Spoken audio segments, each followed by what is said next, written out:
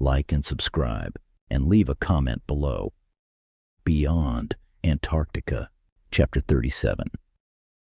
The early morning mist clung to the ground like a ghostly veil, cool and silent, until a panicked shout shattered the stillness. "Destin has returned, and sir, they look bad off." The voice came from the guard tower near the gates. Jackson shot up from his seat, eyes wide with alarm. "Get those gates open now!" he roared, already running toward the gate. Kim, startled by the commotion, sprinted to catch up, with her boots splashing through the dew-soaked grass. She reached the gates just in time to see them swing open. Destin staggered through the entrance. His once strong and defiant posture crumbled as he collapsed onto one knee. Behind him, a ragged line of survivors stumbled in.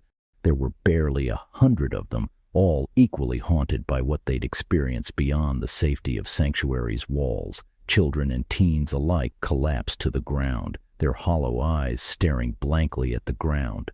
"Get food and water to them now," Jackson commanded as the guards rushed to provide aid. Kim knelt beside Destin, her voice low but filled with urgency.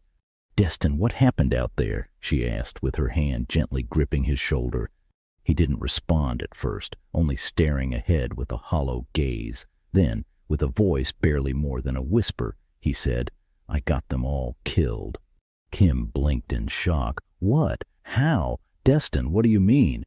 His eyes, dark with guilt, turned toward Jackson. "You were right," he muttered through trembling lips. "That helper pod, it should never have been used."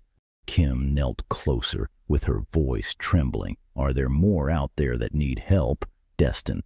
Destin shook his head slowly. His gaze drifted far away, as if replaying the nightmare in his mind. "I wouldn't know. Most are dead. That much I can tell you." Jackson stepped in. "It's okay now. You're safe. Start from the beginning, Destin. What happened?" Destin nodded weakly, as if the weight of his memories was too much to bear. "It all started fine, actually. We found a clearing in the valley below. The pod told us to split into teams. The younger children were paired with older kids, forming bonds to watch out for each other. The pod said it would strengthen our survival chances." Kim exchanged a worried glance with Jackson, but remained silent, letting Destin continue. "The pod had the older kids group into packs of 5 to gather wood and form fire pits throughout the clearing. The security forces were supposed to watch the perimeter. Each group had a shock club. Everything was going great until nightfall." As his voice wavered, Destin paused. His eyes widened with fear, as if the horrors he was about to describe were happening all over again. "The pod told us to light the fire pits to keep predators away. At first, it made sense, but it wasn't long before we heard the first scream. The fire wasn't keeping predators away. It was attracting them. Some kind of flying dart, about 2 feet long, fast and agile, and quite deadly." Destin continued, with his voice rising as the terror of the memory consumed him. "Swarms of them. By the time we realized what was happening, it was too late. They came for us. They were relentless, an unstoppable wave, devouring everything in their path. The children were devoured in seconds, their screams cut off as soon as the swarm overtook them. Panic spread like wildfire amongst the group. Some ran into the woods. The ones that stayed tried to retreat to Sanctuary. It was pure chaos." He looked up, tears streaming down his dirt-streaked face. "We were hunted the whole way back. We lost so many. Some were dragged away into the dark, screaming. It was as if the whole forest was aware of our situation, and now was hunting the stragglers. We had no choice but to leave people behind. We stood no chance at all. What you see here," he gestured weakly to the huddled survivors, "is all that made it back." Kim's face paled. How many were lost?" she whispered. Destin shook his head, with his voice breaking. "I don't know. Too many.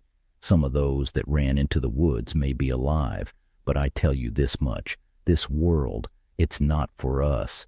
His voice broke again as he buried his face into his hands. Jackson stepped forward. "Destin, listen to me. You did what you thought was right. What matters now is what you do next. Learn from this. Don't let it break you." Kim placed a hand on Destin's back, offering a silent comfort. He's right, Destin. Mistakes are only mistakes if you don't learn from them. Jackson turned to the guards. Make sure they're seen to, and get them medical help if needed.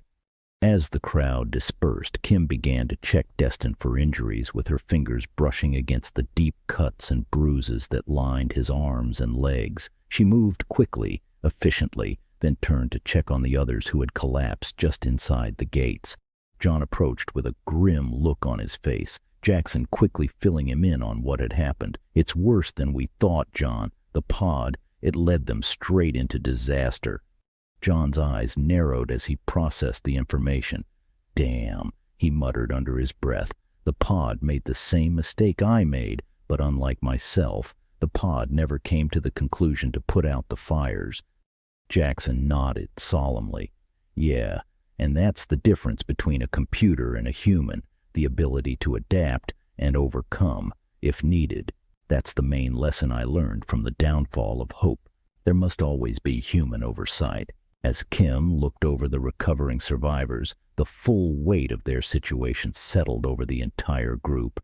Kim walked over to her father, her eyes hollow from the weight of what she'd just heard. She leaned in close, trembling with emotion. Dad, when we escaped the underground facility and the cave system started collapsing, there were hundreds of thousands of kids following us. We were down to a few thousand when we reached this plateau, but Destin, he took 70% of them to their deaths. Her voice cracked with sorrow. At this rate, there will be no one left to protect. In a week, they'll all be gone. John looked at her. He placed a hand on her shoulder, gripping it firmly. Kim, he said softly, there would be none alive if we hadn't helped. Stop dwelling on what's lost and start thinking about how to protect what we still have. That's how you stop the pain. You must realize you can't save everyone, but you can protect the ones who are still here.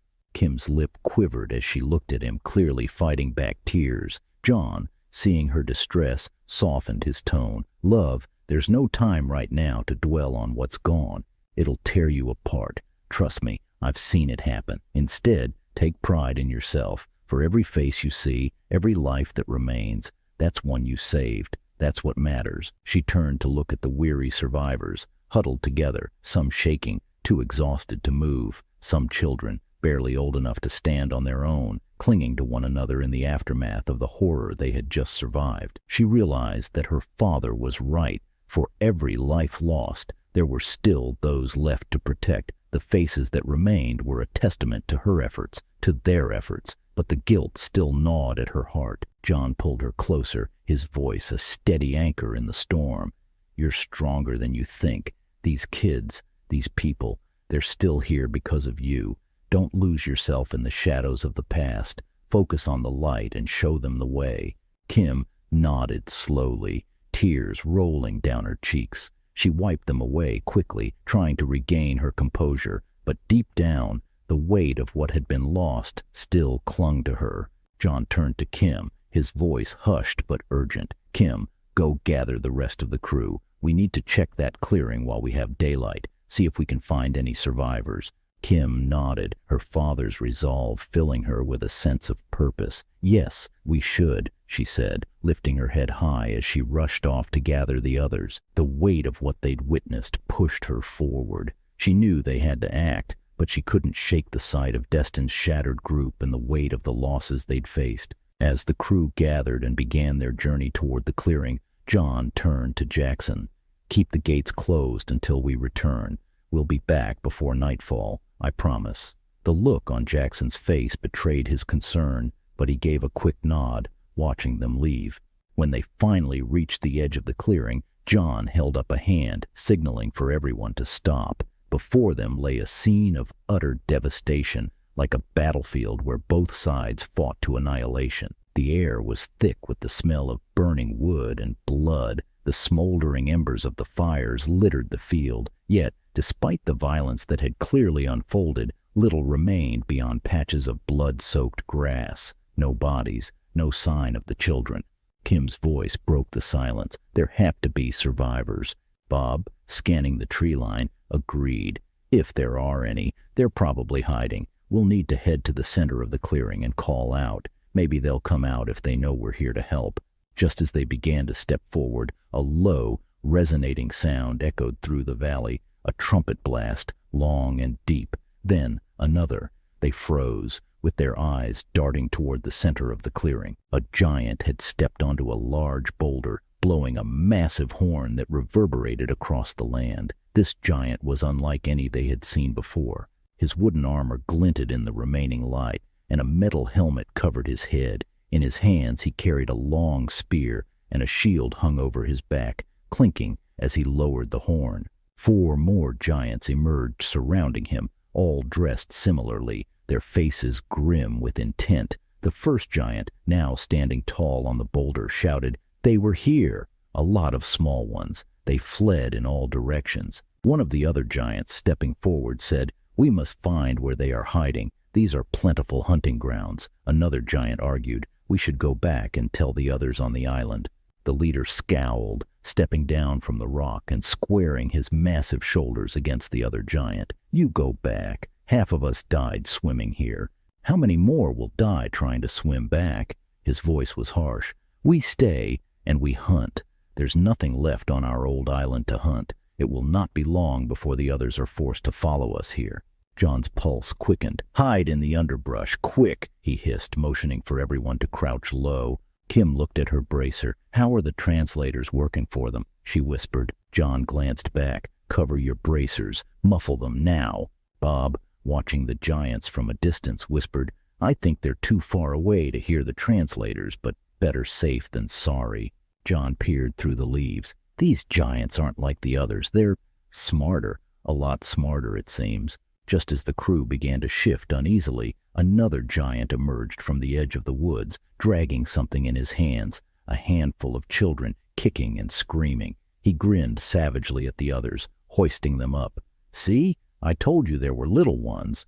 Kim's stomach twisted into a knot as the giant shoved the screaming children into his mouth, swallowing them whole, as the others hooted in approval. "They must be hunted and eliminated for what they've done to our kind," the leader roared, pounding his chest. One of the giants stepped forward, wiping the blood from his chin. "What about our brothers on this island?" The leader spat on the ground with his eyes cold. "We have no brothers on this island. They're all low IQ, half-breeds, meat for the harvest." The other giants roared with laughter, gathering their weapons and gear as they prepared to set off. John's heart dropped as he watched the giants charge into the forest, their heavy footfalls shaking the ground beneath them. He turned to his crew, his voice tense.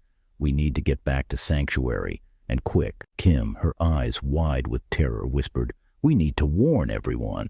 They raced to warn Sanctuary of the impending threat. John wasted no time filling in Jackson and the others about the horrifying events they had witnessed. Before anyone could respond, a loud horn pierced the air, followed by shouts from the watchtower. "Giants," a guard bellowed. John and the crew scrambled up the tower ladder as they peered into the distance. There, just beyond the farmlands, a group of over 20 giants stepped over the wall with ease. One of the familiar giants waved at John, pointing down the mountain. At the base, 5 giants stood tall, with their muscular bodies rippling with power. They moved with a deadly purpose as they charged uphill toward the other giants. "Everyone stay down," John hissed, pulling Kim back from the rail of the tower. As the giants below clashed in a brutal primal melee that lasted mere minutes but felt like an eternity, the larger, more powerful giants wielded spears that cut through flesh with ease, slicing the weaker giants like they were nothing more than paper. Blood sprayed in every direction, painting the fields red as the giants fought. Bones cracked and limbs twisted unnaturally as the heavily armed giants tore through their enemies with brutal efficiency. Screams of agony echoed through the valley, silenced only by the swift, brutal strikes of the warrior giants. "Dear God," Kim whispered, unable to look away as one giant fell to his knees, his chest torn open by a spear. The giant plunged a hand into his chest and ripped out his heart. He laughed, holding the heart high, as if it were a trophy, then took a monstrous bite out of it. Bob's voice was barely audible, shaking with disbelief. "We're in real trouble, John. Look at them. They're eating the fallen." The giants gathered in a circle, laughing and gnawing at the still beating hearts of their defeated kin, pointing up toward sanctuary like it was next on their list. "We need to run," Bob said, louder this time, "into the woods and scatter. It's our only hope, I fear." Todd shook his head, with his eyes locked onto the giant's position, as darkness, thick and cold like a suffocating fog, crept over the land. "If we go into the woods now at night, we'll be dead by morning," he mentioned. Kim's voice wavered as she spoke. "What if we hide in the houses?" Tony snorted, shaking his head. "Hun, those giants can knock those houses over like dominoes. Hiding in those won't help us at all." Panic started to rise as Bob slammed his hand against the railing. "We have no time. Scattering into the woods is our only chance." John stayed silent, scanning the scene below. The giants were still laughing, stuffing their faces with the hearts of the fallen. The evening air was thick with tension as John yelled, "Everyone hide in the houses for now. If things go bad, scatter into the woods and meet back here after they leave." His voice carried across the compound, causing the frightened children to scramble into the crude shelters. Kim darted over to John. "Dad, what's your plan?" John gave a small chuckle, one laced with more stress than humor. "My plan is to have you hide in that house next to the gate," he said, handing her the pistol. "Run into the woods if there's a problem and hide." He reached over and yanked the shotgun off Tony's back with a force that startled him. Bob, sensing the weight of the moment, stepped up beside him. "John, what are you planning to do?" John cocked the shotgun and gave Bob a serious look. "Bob, keep Kim safe. Tony, Todd, you're with me. Move out." As John reached the bottom of the watchtower, Kim grabbed his arm, stopping him in his tracks. "Dad, I don't want you risking your—" But before she could finish, John pulled his arm free with a sharp movement. "We don't have time for your sentimental bullshit, Kim. I gave you an order." Bob wasted no time, scooping Kim up with one arm like she was a football, carrying her toward the house. "You heard your father," he said, as she squirmed helplessly. A low growl came from beyond the walls. One of the giants peered over. His eyes narrowed as he scanned the sanctuary, and with a menacing grin, he bellowed, "This place is filled with little ones." He raised a large horn to his lips and blew, with the sound echoing across the valley. "Attack!" he shouted. His voice rang out like thunder, reverberating throughout sanctuary. The children, desperate to hide, scattered into their makeshift homes, terrified, but John was quick to react, barking orders at his crew. "Quick, up onto the walls. Light all the torches. Now! Then meet me in the middle." Todd and Tony scrambled, racing along the walls, lighting every torch in sight. Meanwhile, John unloaded round after round into the advancing giant, each shotgun blast echoing like a cannon. The giant roared in anger as a round hit his arm, but he turned his great shield toward John, absorbing the remaining shots. Though it did little damage, it bought just enough time for Todd and Tony to finish lighting the last of the torches. "Hide!" John shouted, leaping from the wall just as the giant lunged. His massive hand grazed the air where John had been only seconds before, but John slid down the side of the megalithic walls, landing hard and rolling onto the ground. Clutching his leg, Todd and Tony rushed to his aid, each grabbing an arm, helping him, as they scurry around a makeshift house to hide. The giant, grabbing a torch, raised it high, using its light to scan for any sign of the crew. But as he moved the flame closer, something hit him hard. He grunted in pain, clutching his ear. Another hit came, this time forcing him to stumble backward. The giant swayed, and then, with a terrifying groan, a dark cloud engulfed him, their relentless bites driving him into a frenzy. He swung his massive arms wildly, swatting at the air in desperation, but it was too late. As the insects tore into him, the giant dropped to his knees, with his great shield clattering to the ground. The rest of the giants, seeing their comrade in peril, rushed to help him, with their weapons raised, but it was no use. The swarm turned on them with the same ferocity, their spears and shields useless against the relentless onslaught. One by one the giants fell, their bodies collapsing into the dirt as the swarm consumed them.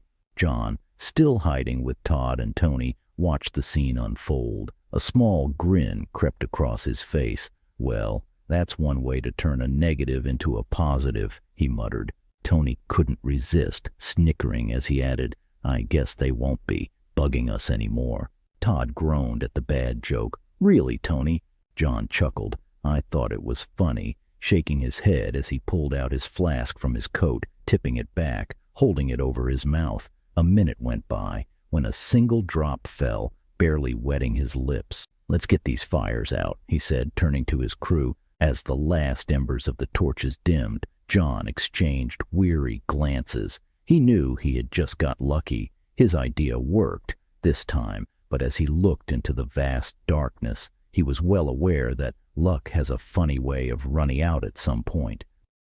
This is not goodbye, nor the end. Until the story continues, my friends. B.N.Rocker.